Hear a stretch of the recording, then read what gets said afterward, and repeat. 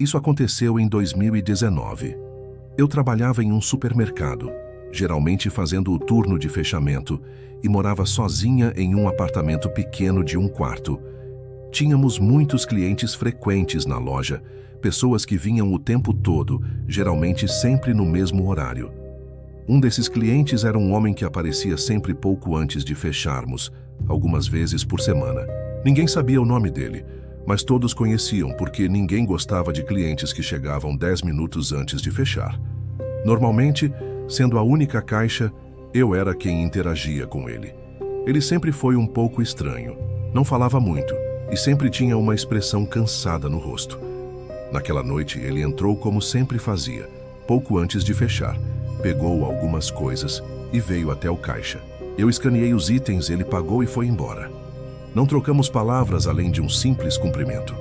10 minutos depois, eu fechei o caixa, passei alguns minutos limpando o local, bati o ponto e saí por volta das 10h15 da noite. Quando fui até o meu carro, percebi que o homem ainda estava no estacionamento. Ele estava parado de maneira estranha do lado de fora do seu carro, com as mãos ao lado do corpo, apenas olhando para a loja. Entrei no carro e fui para casa. No dia seguinte, eu não tinha trabalho, então fiquei acordada um pouco mais tarde do que o habitual. Eu não fui para a cama até provavelmente 1 da manhã. Logo depois de me deitar, uma luz forte entrou no meu quarto pela janela. Achei que fosse um vizinho chegando, então não me preocupei muito. Depois de um segundo, a luz se apagou, o que inconscientemente me fez pensar que eram apenas os faróis de um carro. Adormeci apenas alguns minutos depois disso. No meio da noite, acordei achando que o meu telefone estava tocando.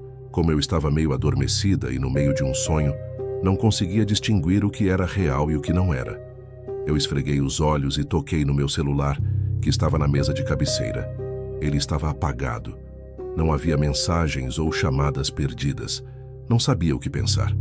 Eu estava prestes a ignorar isso e tentar voltar a dormir, já que nem estava totalmente acordada. Mas algo chamou minha atenção quando eu me virei na cama. A porta do meu quarto estava um pouco aberta, não o suficiente para deixar luz entrar ou algo assim. Estava apenas desalinhada com a moldura da porta. Não estava trancada. Eu sempre fecho a porta do meu quarto, então ver ela entreaberta me despertou imediatamente. Levantei da cama, fui até a porta e a empurrei para fechá-la, tentando ver se talvez ela tivesse ficado presa por algum motivo. Ela se fechou suavemente, exatamente como sempre faz, então não havia como eu ter deixado ela aberta por engano. Meu corpo começou a tremer. Meu coração estava acelerado. Mas mesmo com todos os sinais apontando para algo errado, eu ainda tentei me convencer de que aquilo não significava nada.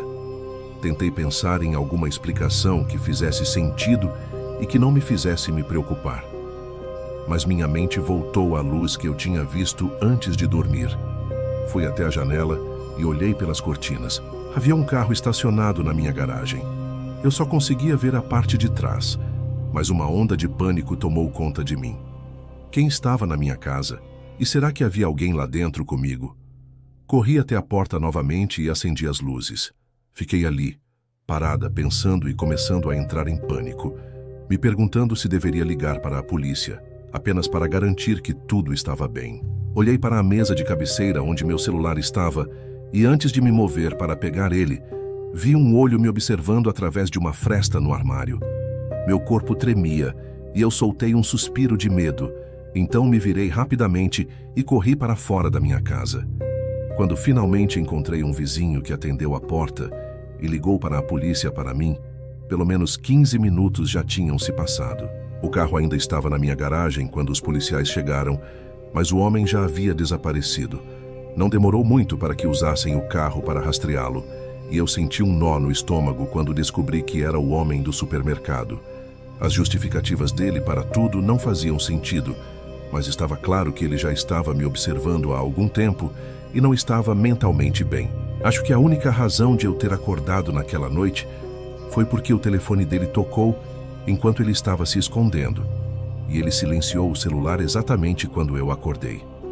Se não fosse por isso, não sei o que teria acontecido comigo, ou se eu ainda estaria aqui agora.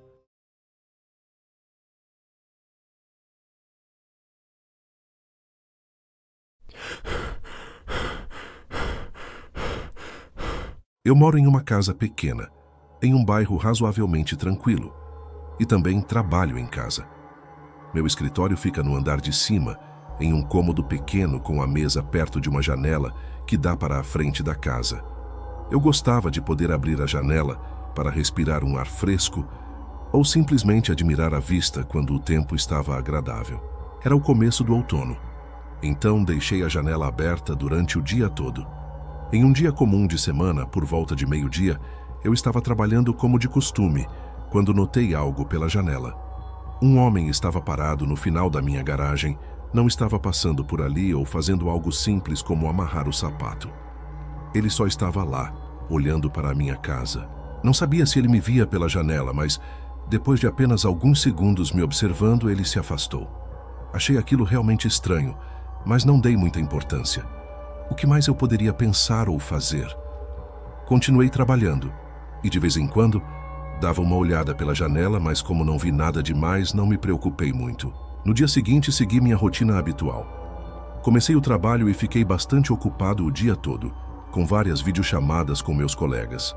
Em uma dessas chamadas, acabei me distraindo e olhei pela janela novamente. O homem estava lá de novo, parado no mesmo lugar no final da garagem, olhando para a casa como antes. Algo naquele momento me parecia ainda mais assustador, mais estranho. Por que ele estava ali de novo?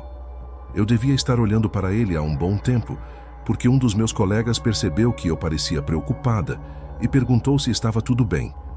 Eu respondi que sim e tentei me concentrar na reunião, mas continuei olhando de vez em quando. Ele ficou parado por 1 minuto e quando olhei de novo, ele tinha desaparecido. O restante do meu dia de trabalho foi uma tortura.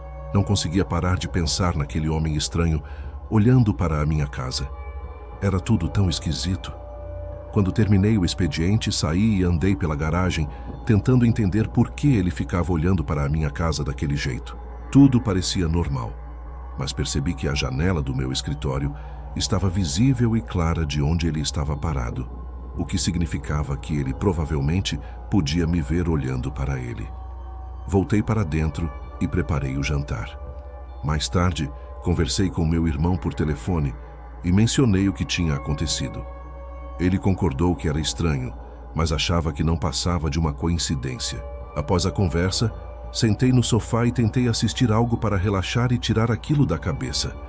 Algumas horas se passaram, talvez já fosse umas 21 horas. Tinha abaixado o volume da TV porque já estava cansada, mas com o som baixo, consegui ouvir o que parecia ser passos do lado de fora da minha casa. Me levantei rapidamente do sofá e olhei fixamente para a porta da frente.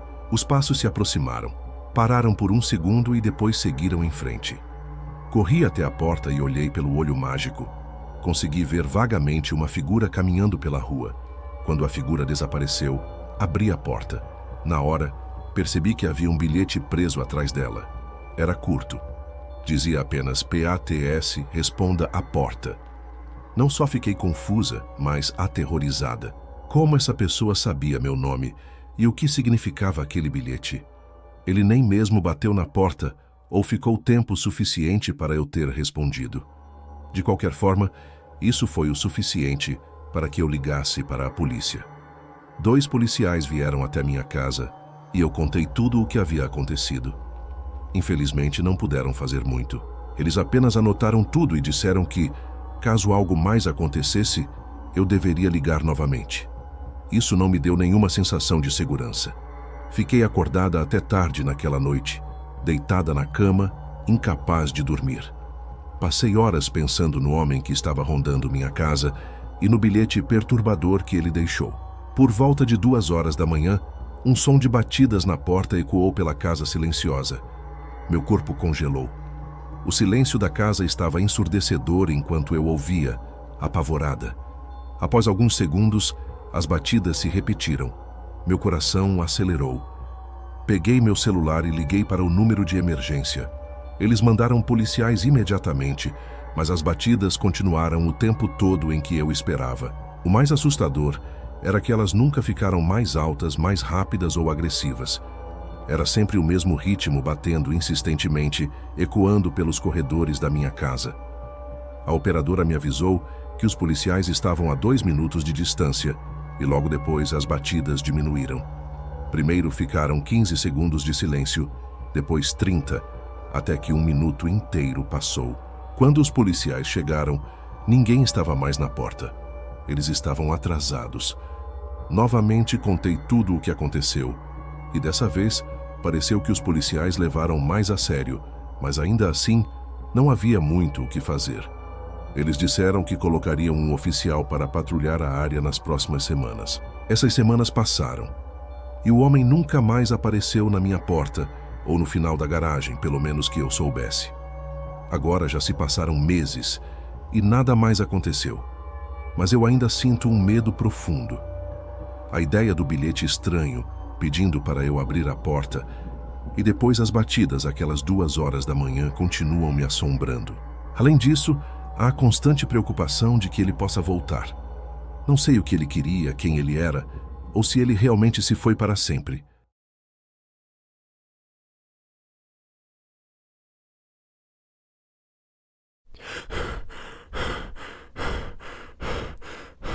Isso aconteceu quando eu estava no 1º ano do ensino médio. A cidade onde eu morava era pequena e, ao que parece, bem antiquada se comparada aos lugares de hoje em dia. Era uma região bem arborizada e as casas e edifícios não ficavam tão próximos uns dos outros. Minha casa ficava isolada na floresta. Meus pais tinham um bom pedaço de terra e meu pai havia construído a casa com o avô dele. Não havia uma estrada de verdade, nem uma garagem. Era mais um caminho de terra, o que fazia com que o ônibus escolar não passasse na nossa casa. Eu tinha que andar cerca de 1 quilômetro até a casa de um amigo para ser pegada, ou simplesmente seguir o caminho até a escola. Normalmente eu ia direto a pé. Era um dia normal até onde eu podia perceber. Eu estava caminhando pelo caminho de terra que levava até minha casa, ouvindo os sons tranquilos da floresta ao meu redor, quando avistei um carro à frente. Não era o carro dos meus pais, nem de ninguém que eu conhecesse, e estava parado bem no meio do caminho. Esse caminho só levava até minha casa e de volta, então ver alguém ali era bastante incomum. Eu não me lembrava de ter visto um carro aleatório ali antes.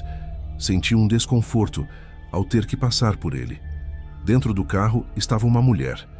Ela devia ter uns 35 ou 40 anos, com olheiras profundas e cabelos negros e bagunçados. Ela olhou para mim, mas eu abaixei a cabeça rapidamente. Mesmo assim, eu sentia os olhos dela me observando enquanto eu passava. Acelerei o passo e fui para a escola. Na hora do jantar, mencionei o ocorrido para meus pais, perguntando quem era aquela mulher e o que ela estava fazendo ali. Ambos pareciam preocupados e confusos. Eles me disseram que a mulher provavelmente estava perdida e que eu não deveria me preocupar com isso, mas eu pude ver a preocupação nos olhos deles. Nos dias seguintes, eles começaram a me levar para a escola, o que era estranho, pois eles começavam a trabalhar bem cedo, por volta das 6 da manhã, e devem ter pedido para chegar mais tarde, durante toda aquela semana, só para me deixar na escola. Naquela época, achei que era uma reação exagerada, já que eu me sentia capaz de me cuidar sozinha, mas sabia que meus pais só estavam tentando me proteger. Na segunda-feira seguinte, peguei minha mochila e comecei a caminhar para a escola. Durante toda a semana que meus pais me levaram, não vimos a mulher nem o carro, então eu já não estava mais preocupada com isso. Mas quando cheguei naquele mesmo ponto da floresta, ela estava lá novamente, sentada no carro e me observando. Eu quase tive um infarto. Aquilo não podia ser coincidência. Aparecer 2 vezes naquele caminho, que era praticamente nossa garagem, sentada no mesmo lugar e só aparecendo quando eu estava sozinha, era demais. Decidi cortar caminho pela floresta, em vez de passar por ela novamente. Dei alguns passos fora do caminho, mas a mulher percebeu imediatamente. Ela ligou o carro e foi mais perto de mim. Tentei ignorá-la, caminhando mais rápido para a floresta. Ouvi a porta do carro abrir e os passos dela se aproximando. Mas então, ela me chamou pelo nome, usando meu nome completo, com uma voz calma e estranhamente carinhosa. Eu me virei e olhei para ela. Ela tinha um olhar vazio e uma expressão inexpressiva. Seus olhos estavam cansados e pesados, e ela tinha um aspecto doentio. Corri o mais rápido que pude, e depois de perder de vista, Dei a volta pela floresta até minha casa, onde liguei para meus pais. Eles chamaram a polícia e vieram para casa imediatamente. O que eu não esperava era que meus pais soubessem exatamente quem era aquela mulher. Era a ex-esposa do meu pai, de quase 2 décadas atrás. Parece que ela tinha problemas de saúde mental há um tempo e passava por episódios assustadores, ficando obcecada por algo e fazendo coisas perturbadoras. No dia em que eu contei sobre o encontro, meus pais fizeram a denúncia para a polícia, certos de que era ela. No entanto, a polícia não fez nada, apenas foi até a casa dela e disse que ela parecia normal. Durante toda aquela semana, ela ficou rondando nossa casa, sabendo que toda vez que meus pais saíam mais cedo para o trabalho, eu ficaria sozinha a caminho da escola. Meus pais nunca me contaram o que aconteceu com ela depois disso, nem o que ela queria fazer comigo, ou por que estava fazendo tudo aquilo. Espero que algo assim nunca mais aconteça.